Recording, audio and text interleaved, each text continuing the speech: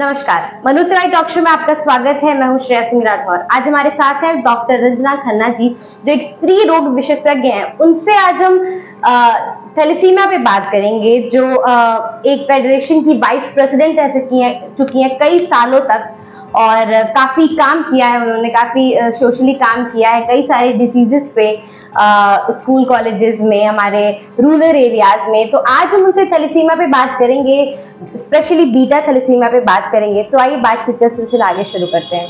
हमारे talk show में आपका बहुत बहुत स्वागत है। तो क्योंकि आज हम थैलेसीमिया पे डिस्कशन करने जा रहे हैं, तो पहला क्वेश्चन मेरा आपसे ये होगा कि एक जनरेशन से दूसरे जनरेशन में कैसे ट्रांसफर होती है? Actually, thalassemia is an autosomal recessive disorder and this is passed down through families.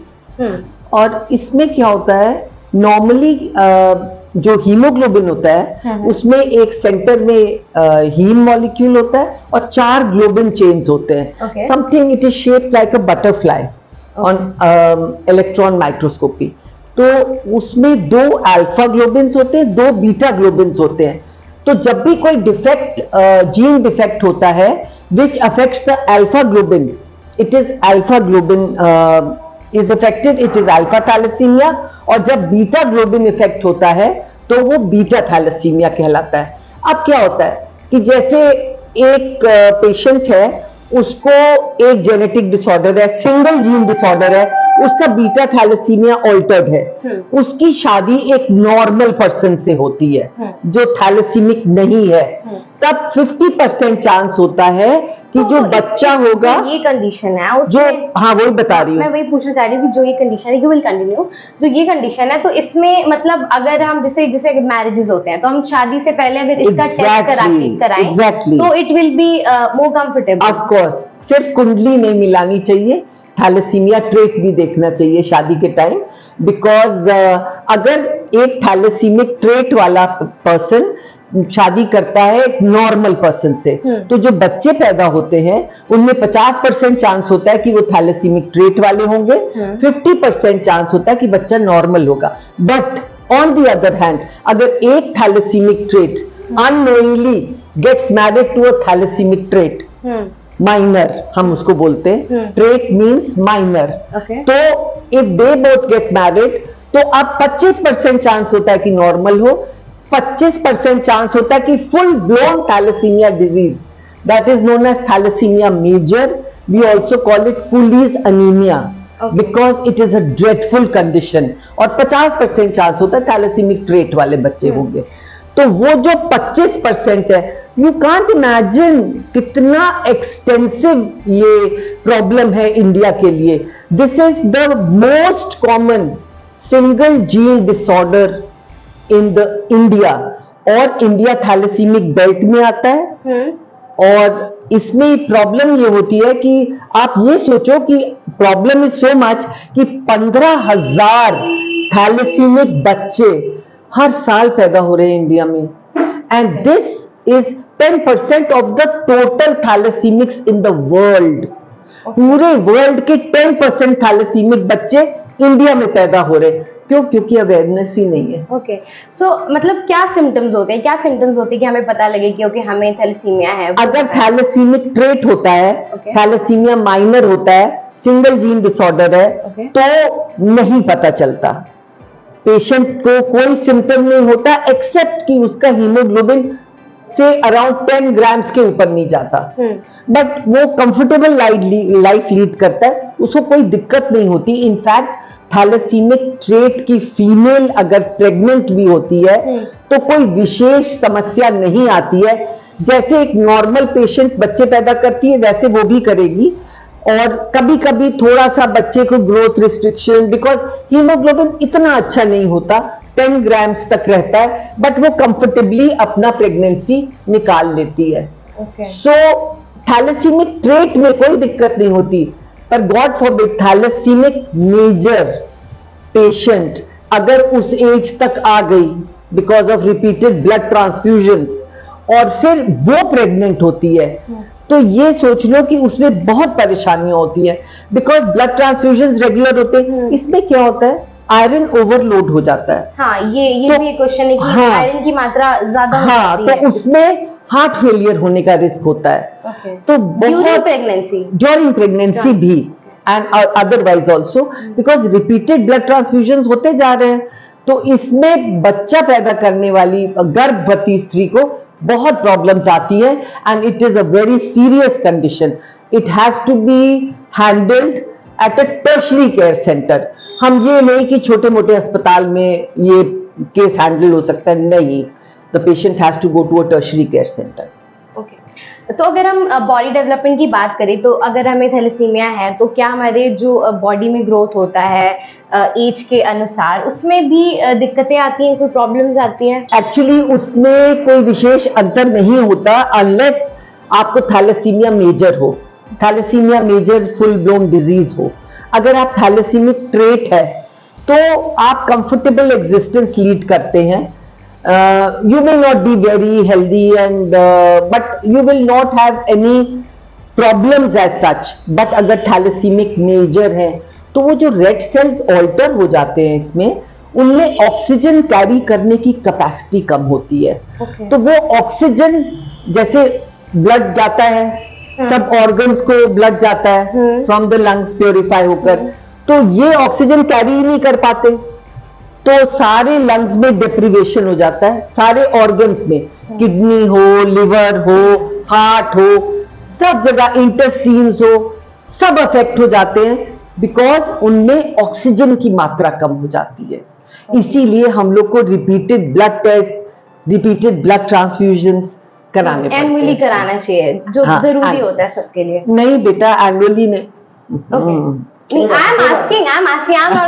asking you, tell me ना कि मतलब कितने टाइम के बाद इंसान को नॉर्मली ऐसे कराना चाहिए टेस्ट, जिससे कि अराउंड एनुअल से भी पहले। नॉर्मली क्या होता है, मंथली कई बार होता है ब्लड ट्रांसफ्यूजन्स। इतनी जल्दी रैपिड लिसिस होती है सेल्स की कि बहुत जल्दी जल्दी ब्लड ट्रांसफ्यूजन्स होते हैं। देखिए, जैसे अभी हमने बात की कि आयरन का जो मात्रा होता है वो बढ़ जाता है, तो उससे क्या क्या दिक्कतें आती हैं, उससे क्या क्या प्रॉब्लम्स होती हैं? उससे बहुत प्रॉब्लम्स होती हैं। आयरन की मात्रा को टेस्ट करने वाला जो एक ही साधन होता है, सीरम फेरेटिन। तो सीरम फेरेटिन कराने में it is very expensive test और वो जल्दी जल्दी कराना पड़ता है, और जैसे ही 150 to 200 लेवल्स आते हैं नैनोग्राम पर ml, तो वैसे ही it is a danger level. That means कि आयरन लेवल्स बढ़ गए। आयरन लेवल्स बढ़ने से क्या होगा, सारा लोड चला जाएगा हार्ट के ऊपर और हार्ट फेलियर हो जाता है। तो इसीलिए हमको ड्रग्स देने पड़ते हैं जो कि इस आयरन को किलेट करके बॉडी से बाहर निकाल दे। अगर हम मतलब मैंने ये पढ़ा और काफी सुना भी लोगों से कि ये जो बीमारी है वो लाइफ लॉन्ग रहती है, तो मतलब क्या इसका मतलब इलाज है कोई, या हमें लाइफ टाइम दवाइयां लेनी पड़ेगी? देखो, this is definitely a life time disorder, but ये बात एक बड़ी क्लियर होनी चाहिए कि it is a not a health disease, it is a genetic trait. तो ये नहीं है आज ये इस फॉर्म में है, कल जाके और खराब हो जाएगी। वो जिस फॉर्म में है उसी फॉर्म में सारी जिंदगी रहनी है।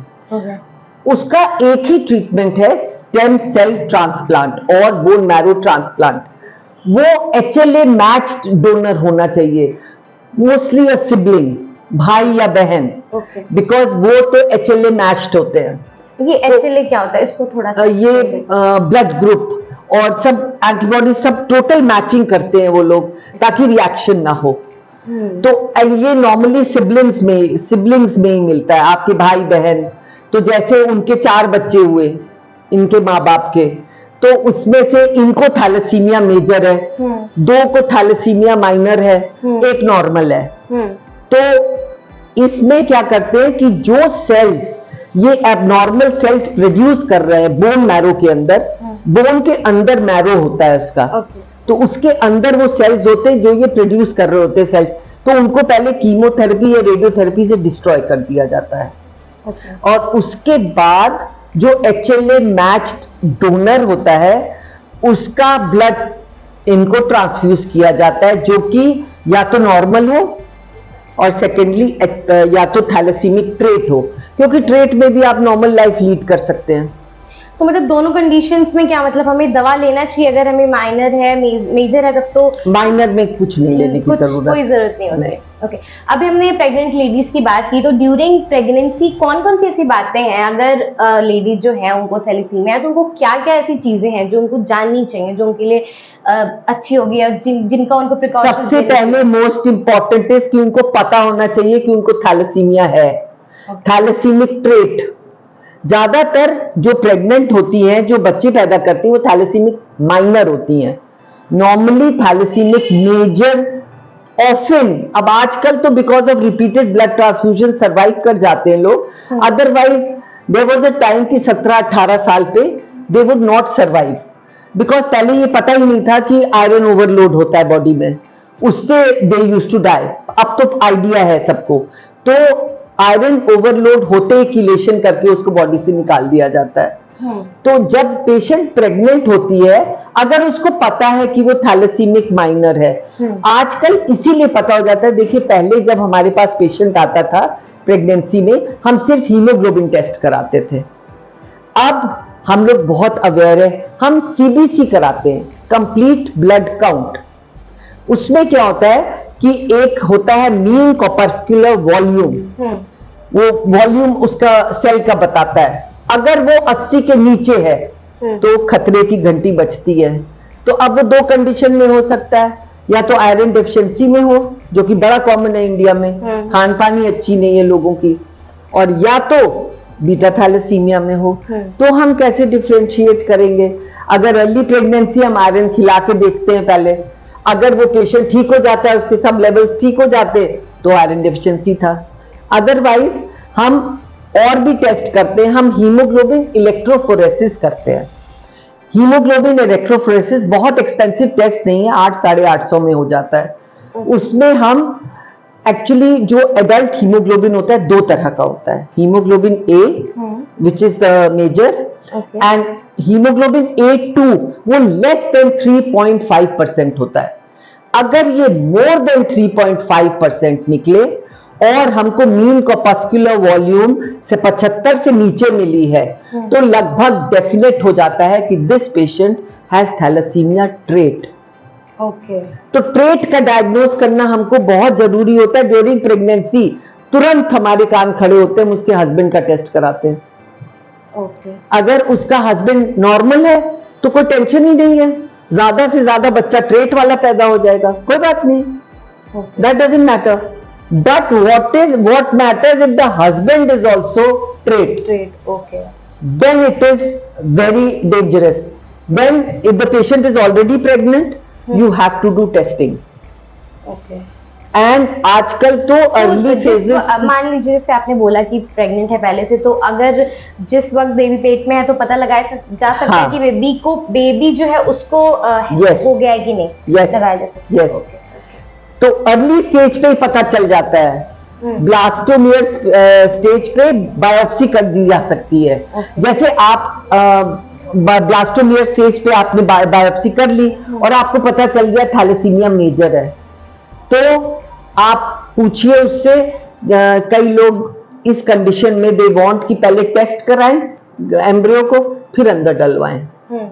तो हमको पता चल गया मेजर है तो हम डालेंगे ही नहीं, वो एम्ब्रियो डिस्ट्रॉय कर दिया जाएगा।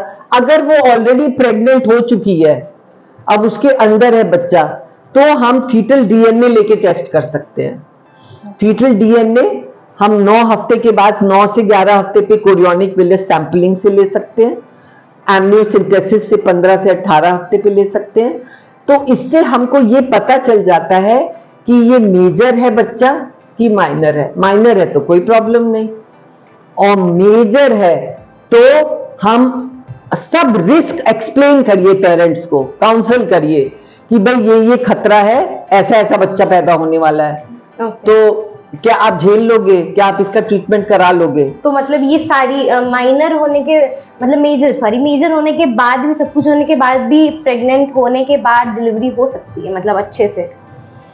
मतलब मदर तो माइनर ही होगी ना, तो डिलीवरी तो हो ही जाएगी। ओके, पर वो बच्चे का थोड़े फ्यू मंथ्स ओल्ड बेबी का ही डायग्नोसिस हो जाता है, क्योंकि वो अनीमिक होना शुरू हो जाता है।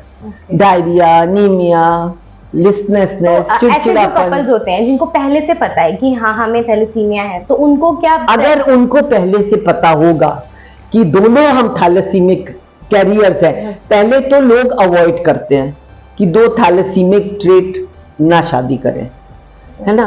बट चलिए, अब आपको करनी है शादी, उसी से शादी हो गई तो there is an option number 1 कि आप एक नॉर्मल इंसान का स्पर्म लेकर के, सीमेन लेकर के आप IUI करवा लीजिए। ओके। तो बच्चा या तो ट्रेट या नॉर्मल बच गए, या तो फिर गैमीट की टेस्टिंग करा लीजिए, बिकॉज यू आर अवेयर कि आप दोनों ट्रेट हैं। तो आप पहले जो एम्ब्रियो बनता है उसको इन विट्रो आप टेस्ट करा लीजिए। If it is thalassaemic minor, उसको डलवाइए ही नहीं, and if it is major then in that case आप उसको डलवाइए नहीं। अगर माइनर है तो हो जाने दीजिए, तो it doesn't matter. So there are many options, but actually क्या है प्रॉब्लम, सबसे बड़ी क्या है हमारी सोसाइटी में? अवेयरनेस। हाँ। अवेयरनेस, टीचिंग ही नहीं है। और मेरा तो सजेशन ये, कई कंट्रीज ने क्या किया है कि 12th स्टैंडर्ड की बुक्स में कंपल्सरी कर दिया है थैलेसीमिया का चैप्टर। 12वीं साल की एज से बच्चे को, स्टूडेंट को पता चल जाता है there is some condition like thalassaemia, thalassaemia trait should be tested. और कई जगह ऐसे उन लोग ने कर दिया कि आप कोई जॉब के लिए गए, आपका इंटरव्यू है, सबसे पहले आपका थैलेसीमिया चल कर देते हैं trait check. If you are thalassemic trait, you are told you are thalassemic trait. Now when you get married, just be aware what is the status of your partner. अरे कुंडलियां मिलाते हो, यही मिला लो। It's also very important, as important as कुंडली। तो अगर मतलब ये अगला क्वेश्चन होगा कि हमें अगर पता है कि हम दोनों, जैसे कि आपने कहा, तो अगर हम मान लीजिए कि हम प्लानिंग कर रहे हैं और हम, तो उसमें डॉक्टर्स की कंसल्ट लेना बहुत ज़रूरी है। बिना कंसल्ट लिए दो कपल्स जिनको दोनों को थैलेसीमिया है, कोई भी एक्शन नहीं लेना चाहिए, right? It is very mandatory, और they should have knowledge. And जैसे कि मैंने बताया, डॉक्टर विल गाइड यू। और बस यही है कि even the doctor doesn't know कि किस टाइप का बच्चा आ जाएगा अंदर। तो आपको फिर वो टेस्ट कराना पड़ेगा, ब्लास्टोमिया बायोप्सी करानी पड़ेगी, एट द अर्ली एम्ब्रियो का टेस्ट कराना पड़ेगा। तो अभी हम बोन मैरो ट्रांसप्लांट की बात करें, तो ये कितना डिफिकल्ट या कितना इजी होता है, कैसे? It is very difficult and बहुत कम हो रहा है, बहुत कम सक्सेसफुल होता है एक्चुअली। बट गवर्नमेंट के साथ तो ये कोल इंडिया वगैरह वालों ने कई स्कीम्स करी हुई हैं, and they are doing for the thalassaemic children, they are doing free of cost bone marrow transplant, and to some extent they are successful. But later on people are developing medicine. एक और नई medicine आई है in the market, I am forgetting the name. वो they से कि वो jeans को अल्टर करेगी। तो अल्टीमेट एम ये है कि हम जीन्स बदल दें। अब सब कुछ तो कर लिया है डॉक्टर्स ने, साइंटिस्ट ने, अब क्या चीज बचा है? जीन को अल्टर करना। जीन अल्टर कर देंगे तो ये बीमारी खत्म हो जाएगी, but then that is several years ahead of us. Okay. तो जैसे कोविड है, तो कोविड हमें छुआछूत से भी फैलता है, वैसे ये तो जेनेटिक है, वैसे ये वैसे कोविड जैसे तो इसका... बिल्कुल भी नहीं, बिल्कुल भी नहीं, not at all infectious. Okay. कोई और ऐसी इंपॉर्टेंट चीज या इंपॉर्टेंट बात थैलेसीमिया से रिलेटेड जो आप बताना चाहते हैं? मैं ये बताना चाहती हूँ कि एक्चुअली यहाँ पे इंडिया में there is a thalassaemia day which is being observed on 8th of May। 8 मई को हमारे फेडरेशन ने, federation of obstetrics and gynaecological societies of India, मैं उसकी वाइस प्रेसिडेंट रह चुकी हूँ 2017 में, और उसने बहुत प्रोग्राम्स किए थे, अवेयरनेस प्रोग्राम्स। तो बैंगलोर में 2011 में एक फ्रीडम वॉक किया गया था, फ्रीडम फ्रॉम थैलेसीमिया वॉक। तो that was done in Freedom Park, and then that was known as walk for thalassaemia. और वडोदरा में आप जाइए, कई क्लिनिक्स में बड़े बड़े पोस्टर्स लगे हैं, have you got your thalassaemia tested.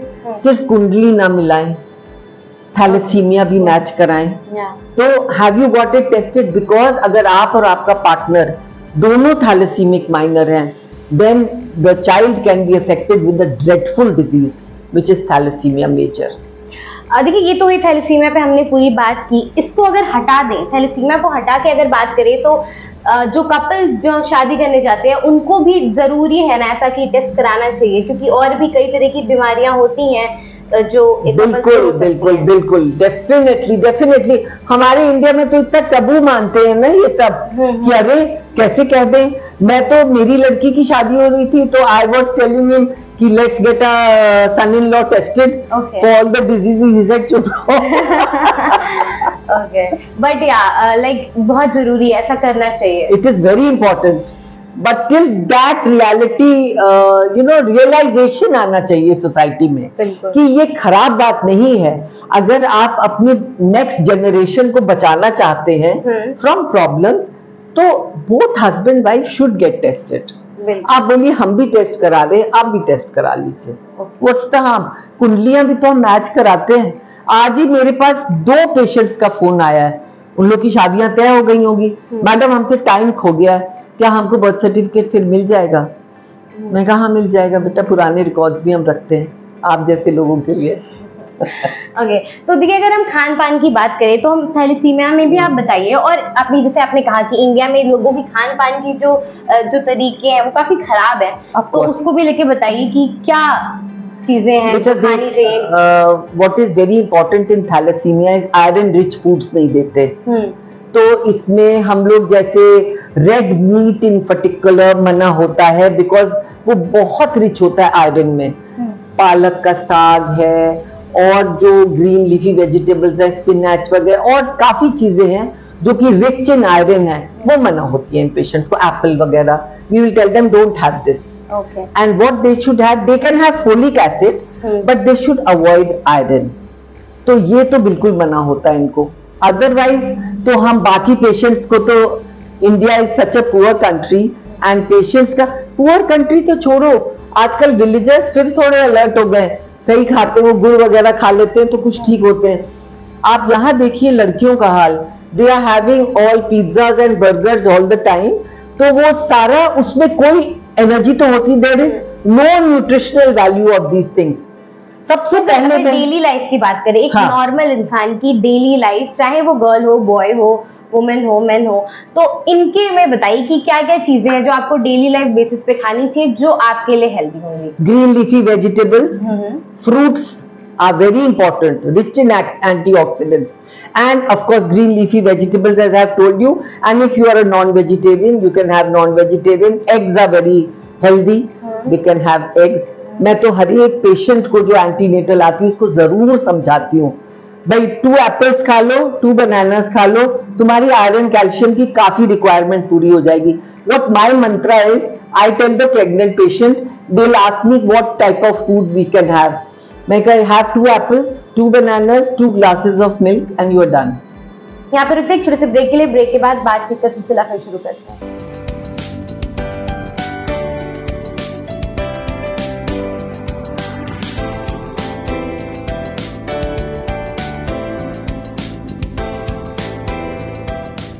Break के बाद आपका स्वागत है। आइए डॉक्टर रंजना खन्ना जी से आज हम फिर से उनकी बातें जो है वो शुरू करते हैं। हमने थैलेसीमिया पे सारी डिस्कशन कर ली है। आज उन्होंने काफी काम करा है सोसाइटी में, काफी तरह के डिसीजेस को लेके कई तरह के अवार्ड्स भी मिल चुके हैं उनको, तो आइए उसके बारे में उनसे जानते हैं। तो डॉक्टर आपने क्या क्या सोसाइटी में किया है? जैसे कि आपने बताया आप कई साल तक वाइस प्रेसिडेंट भी थी, तो आप इन सब चीजों के बारे में जरा हमारे दर्शकों को बताएं। Actually, I have been vice president of our Federation of Obstetric and Gynecological Societies of India. That is a big association. 39,000 gynecologists are there. आपको ये जान के आश्चर्य होगा that this is the biggest association of qualified professionals in the world. हमारा biggest association है. Okay. So I was the vice president in 2017. I have been the president of Allahabad Society from 2013 to 2017.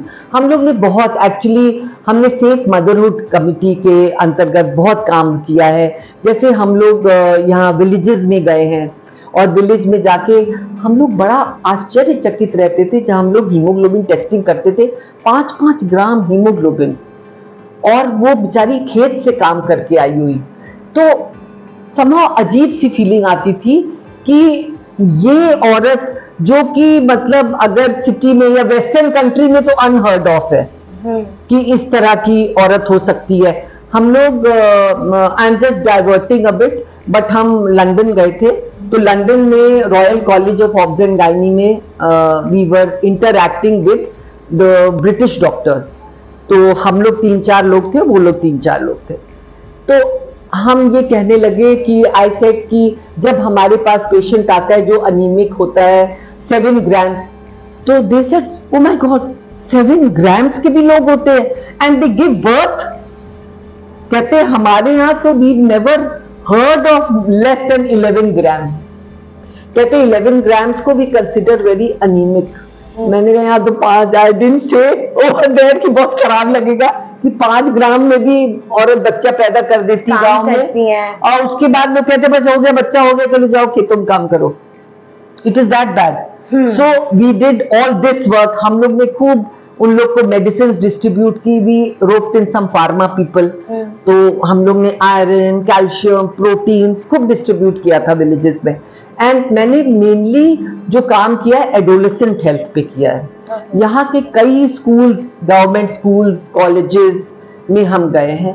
I have given talks, I have given talks about the diet कि उनको क्या खान पान करना चाहिए लड़कियों को, लड़कों को, एंड प्लस हमने उनको सेक्स एजुकेशन भी दिया। We told them how to protect themselves from unwanted sex. तो आखिर में कुछ भी ऐसी चीज जो हेल्थ रिलेटेड आप हमारे दर्शकों को बताना चाहते हो आखिर में?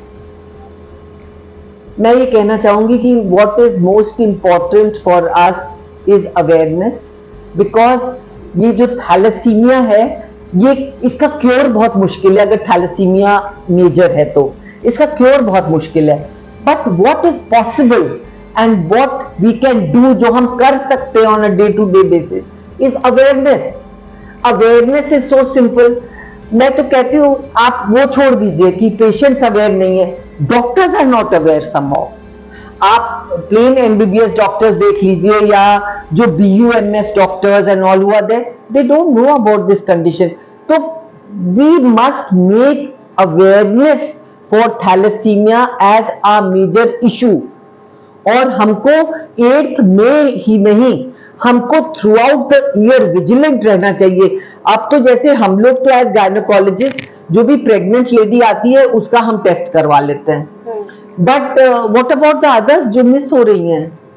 तो कितने, मैंने बताया मेरी एक फ्रेंड का टेलीफोन आया और उसने इस उम्र में जब उसकी लड़की की डिलीवरी हो रही थी, उसकी लड़की का पता चला वो माइनर है, तो उन सब ने टेस्ट कराया तो उनको पता चला कि वो लोग भी माइनर थे। तो इट इज शॉकिंग ना, and it is very surprising. So what is aware, I think what is most important is prevention and prevention of the disease. Thank you doctor, and thank you for taking part in our show. Thank you so much. तो जैसे कि आपने देखा आज हमारे साथ थी doctor Ranjana Khanna ji, जिनसे हमने थैलेसीमिया पे बात किया स्पेशली। उसके अलावा भी उन्होंने काफ़ी सारे चीज़ें बताई डेली लाइफ से रिलेटेड, स्पेशली थैलेसीमिया और बीटा थैलेसीमिया पे हमने जो बात किया उसको लेके देखिए डॉक्टर ने जो आपको बताया वो तो आप सुने ही सुने, उसके अलावा भी आप काफ़ी इस पे रिसर्च करके और अपने आप को इससे कैसे बचाएं या है तो उसके लिए आगे क्या करें इसका ध्यान ज़रूर रखें। देखते रहिए मनोज तिवारी टॉक शो। मैं हूँ श्रेया सिंह राठौर।